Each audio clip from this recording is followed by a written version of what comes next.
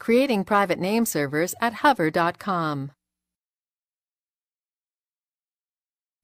This demo assumes you have a domain name registered through hover.com and starts from their homepage. Now let's learn how to create our own custom private name servers. Click Sign in the upper right of this homepage. Enter your username and password, then click Sign in.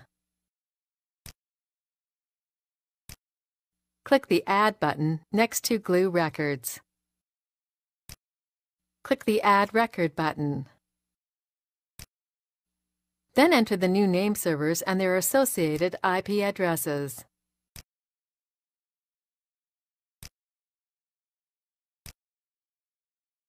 Delete any extra entries that you don't need. Then click Save. That's it! You've successfully created custom private name servers for your domain name.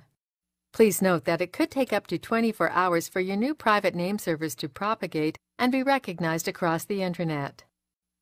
This is the end of the tutorial. You now know how to create private name servers at hover.com.